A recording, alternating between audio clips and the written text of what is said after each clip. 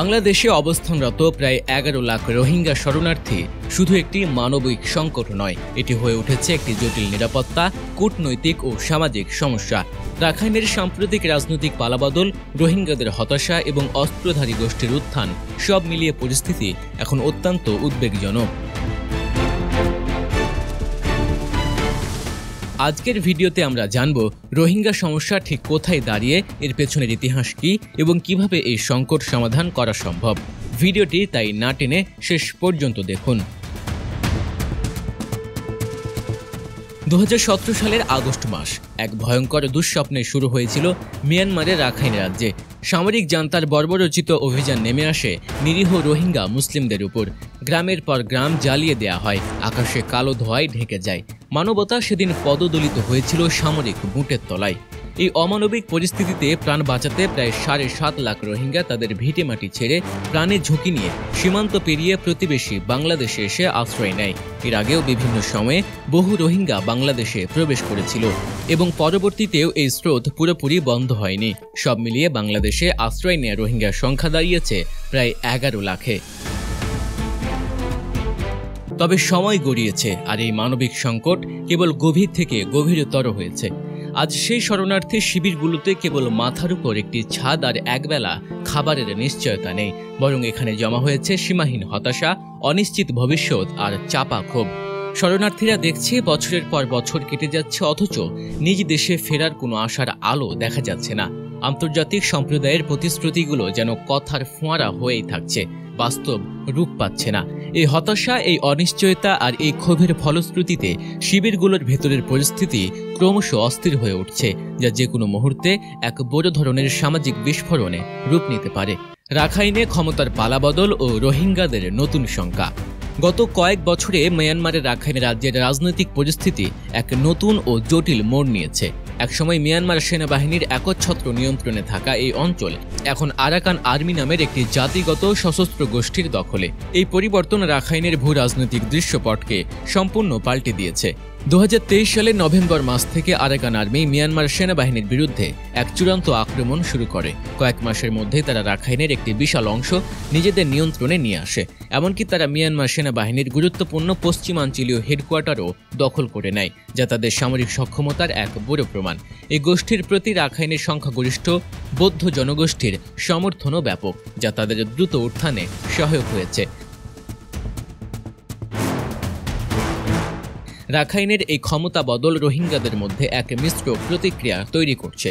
একদিকে মিয়ানমার সেনাবাহিনীর পতন রোহিঙ্গাদের মনে এক ধরনের আশার সঞ্চার করেছে যে সামরিক বাহিনী তাদের উপর অকথ্য নির্যাতন চালিয়েছিল, তাদের ক্ষমতাচ্যুতিকে অনেকে স্বস্তির চোখে দেখছেন।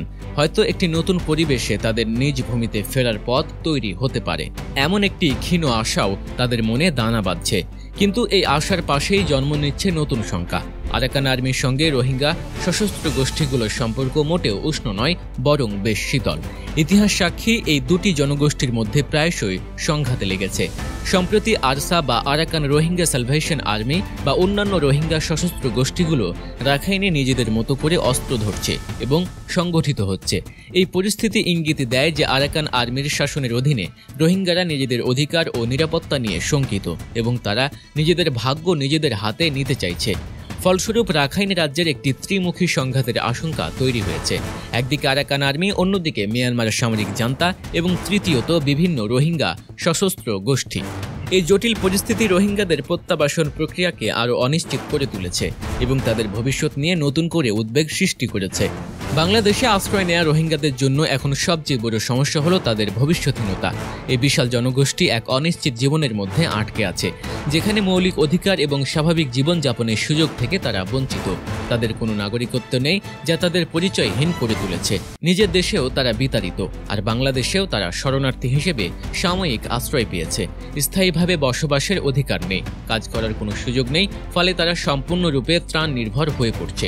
এই দীর্ঘমেয়াদী বেকারত্ব তাদের আত্মসম্মান ও মানসিক স্বাস্থ্যের উপর মারাত্মক প্রভাব ফেলছে। চলাফেরার স্বাধীনতা সীমিত, তাদের নির্দিষ্ট ক্যাম্পের বাইরে যাওয়ার অনুমতি নেই, ফলে বাইরের পৃথিবীর সঙ্গে তাদের যোগাযোগ প্রায় বিচ্ছিন্ন। শিক্ষার সুযোগও অত্যন্ত কম, বিশেষ করে উচ্চশিক্ষা। শিশুরা হয়তো কিছু প্রাথমিক শিক্ষা পাচ্ছে, কিন্তু ভবিষ্যৎ প্রজন্মের জন্য এটি যথেষ্ট নয়, যা তাদের সম্ভাবনার পথ রুদ্ধ করে দিচ্ছে। এর পাশাপাশি শিবিরগুলোতে নিরাপত্তার অভাবও প্রকট। অভ্যন্তরীণ কন্দল, মাদক ব্যবসা এবং বিভিন্ন অপরাধমূলক কর্মকাণ্ড প্রায়শই ঘটে থাকে, যা তাদের জীবনকে আরও ঝুঁকিপূর্ণ করে তুলছে। এই সীমাহীন অনিশ্চয়তা, হতাশা এবং মৌলিক অধিকারের অভাব চরমপন্থার জন্ম দিচ্ছে। যখন একটি জনগোষ্ঠী নিজেদের মধ্যে কোনো আলো রেখা দেখতে পায় না, তখন তারা সহজেই ভুল পথে পা বাড়াতে পারে। রোহিঙ্গা শিবিরগুলো তাই সশস্ত্র গোষ্ঠীগুলোর সদস্য সংগ্রহের অন্যতম কেন্দ্রে পরিণত হয়েছে, বিশেষ করে তরুণ প্রজন্ম, যারা নিজেদের শৈশব থেকেই একটি বন্দি জীবন দেখে এসেছে। বাইরের পৃথিবীর কোনো অভিজ্ঞতা তাদের নেই। তারা খুব সহজেই এসব সশস্ত্র গোষ্ঠীর প্রলোভনে পড়ে যাচ্ছে।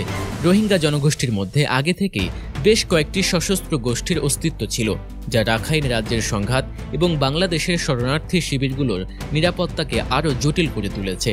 এই গোষ্ঠীগুলোর মধ্যে সবচেয়ে আলোচিত এবং সক্রিয় হল ARSA, Arakan Rohingya salvation army. 2017 সালের আগে ও পরে আরসা মিয়ানমারের রাখাইন রাজ্যে বেশ কয়েকটি হামলার দায় স্বীকার করে। এই হামলাগুলো রাখাইন রাজ্যের অস্থিতিশীলতার পেছনে গুরুত্বপূর্ণ ভূমিকা রাখে এবং মিয়ানমার সেনাবাহিনীর নৃশংস অভিযানের একটি অজুহাত হিসেবে ব্যবহৃত হয়, যার ফলস্বরূপ লাখ লাখ রোহিঙ্গা বাংলাদেশে পালিয়ে আসতে বাধ্য হয়। আরসা তাদের কার্যক্রমের মাধ্যমে রোহিঙ্গা সমস্যার একটি সশস্ত্র মাত্রা যোগ করেছে, যা শান্তি প্রতিষ্ঠার পথকে আরও কঠিন করে তুলেছে। আরসা ছাড়াও রোহিঙ্গা সশস্ত্র গোষ্ঠী তালিকায় রয়েছে RSO, RAI, মুন্নাহ গ্রুপ এবং আরও বেশ কিছু ছোট বড় গোষ্ঠী ও অপরাধী চক্র। এই গোষ্ঠীগুলো বাংলাদেশের কক্সবাজারে অবস্থিত বিশাল শরণার্থী শিবিরগুলোতে নিজেদের প্রভাব বিস্তার করেছে এবং নির্দিষ্ট কিছু এলাকা নিজেদের মধ্যে ভাগ করে নিয়েছে। এই গোষ্ঠীগুলোর অভ্যন্তরীণ কোন্দল এবং আধিপত্য বিস্তারের লড়াই প্রায়শই রক্তক্ষয়ী সংঘর্ষের রূপ নেয়। সাধারণ ক্যাম্পবাসীরা এই সংঘর্ষের কারণে মারাত্মক নিরাপত্তাহীনতায় ভোগে। তাদের উপস্থিতি কেবল নিরাপত্তার জন্যই নয়, বরং ক্যাম্পবাসীদের দৈনন্দিন জীবনকেও অনিরাপদ করে তুলেছে। এই গোষ্ঠীগুলোর তৎপরতা রোহিঙ্গা প্রত্যাবাসনের প্রচেষ্টাকে আরও জটিল করে তুলছে, কারণ তাদের উপস্থিতি রাখাইন রাজ্যে ফিরে যাওয়ার জন্য একটি স্থিতিশীল ও নিরাপদ পরিবেশের অভাবকে আরও বাড়িয়ে তোলে। বাংলাদেশ শুরু থেকে একটি মানবিক নীতি নিয়ে কাজ করেছে, রোহিঙ্গাদের স্বেচ্ছায় ও নিরাপদে তাদের নিজ দেশ মিয়ানমারে ফিরিয়ে দেয়া। এই লক্ষ্যে বাংলাদেশ আন্তর্জাতিক মঞ্চে বহুবার আহ্বান জানিয়েছে এবং বিভিন্ন কূটনৈতিক প্রচেষ্টা চালিয়েছে, কিন্তু বাস্তবতা এখন অনেক বেশি জটিল এবং এই প্রত্যাবাসন প্রক্রিয়াকে তা ক্রমাগত কঠিন করে তুলছে। প্রত্যাবাসনের পথে সবচেয়ে বড় জটিলতা হল রাখাইন রাজ্যে এখন আর মিয়ানমার সরকারের পুরোপুরি নিয়ন্ত্রণ নেই। সামরিক জান্তা ক্ষমতা ধরে রাখলেও রাখাইনের বেশিরভাগ এলাকা এখন নিয়ন্ত্রণ করছে জাতিগত সশস্ত্র গোষ্ঠী আরাকান আর্মি। আরাকান আর্মির সঙ্গে মিয়ানমার সেনাবাহিনীর চলমান সংঘাত রাখাইনকে এক অস্থির যুদ্ধক্ষেত্রে পরিণত করেছে, যেখানে রোহিঙ্গাদের নিরাপত্তা এবং পুনর্বাসনের পরিবেশ প্রশ্নবিদ্ধ। এই পরিবর্তিত পরিস্থিতিতে রোহিঙ্গা প্রত্যাবাসনের জন্য বাংলাদেশের যে চিরাচরিত কূটনৈতিক কৌশল তা একরকম ভেঙে পড়ছে। আগে যেখানে মিয়ানমার সরকারের সঙ্গে আলোচনার মাধ্যমে প্রত্যাবাসনের পথ খোঁজা হচ্ছিল, এখন সেখানে নতুন এক শক্তি হিসেবে আবির্ভূত হয়েছে আরাকান আর্মি। তাই রোহিঙ্গাদের ফিরিয়ে নিতে হলে আরাকান আর্মির সঙ্গে সুসম্পর্ক গড়ে তোলা বাংলাদেশের জন্য অত্যন্ত গুরুত্বপূর্ণ হয়ে উঠছে। তাদের সহযোগিতা ছাড়া রাখাইনে একটি নিরাপদ প্রত্যাবাসন পরিবেশ তৈরি করা প্রায় অসম্ভব। কিন্তু এই সম্পর্ক তৈরি করতে একটি বড় বাধা হয়ে দাঁড়াচ্ছে রোহিঙ্গা সশস্ত্র গোষ্ঠীগুলোর কর্মকাণ্ড। আরসা এবং অন্যান্য রোহিঙ্গা সশস্ত্র দলগুলো বাংলাদেশের শরণার্থী শিবিরগুলোতে সক্রিয় রয়েছে এবং রাখাইন রাজ্যেও তাদের তৎপরতা দেখা যাচ্ছে। বিশেষ করে যদি এই গোষ্ঠীগুলো আরাকান আর্মির উপর হামলা চালাতে থাকে, তাহলে আরাকান আর্মি বাংলাদেশকে তাদের প্রতিপক্ষ হিসেবে দেখতে পারে। এর কারণ হলো আরাকান আর্মি ধারণা করতে পারে যে এই রোহিঙ্গা সশস্ত্র গোষ্ঠীগুলো বাংলাদেশের মাটি ব্যবহার করছে অথবা বাংলাদেশের নিরাপত্তা সংস্থাগুলোর কাছ থেকে কোনো না কোনোভাবে সহায়তা পাচ্ছে।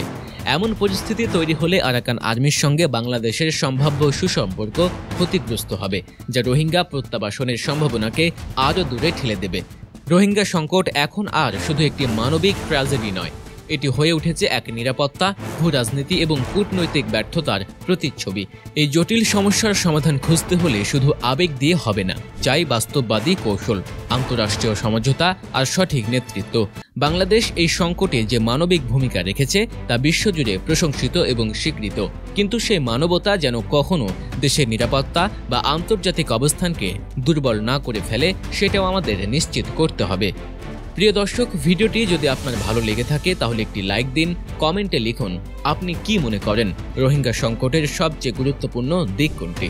আপনি যদি আমাদের চ্যানেলে নতুন হয়ে থাকেন তাহলে চ্যানেলটি সাবস্ক্রাইব করে পাশে থাকা বেল আইকনটি প্রেস করতে একদম ভুলবেন না। দেখা হবে পরের ভিডিওতে।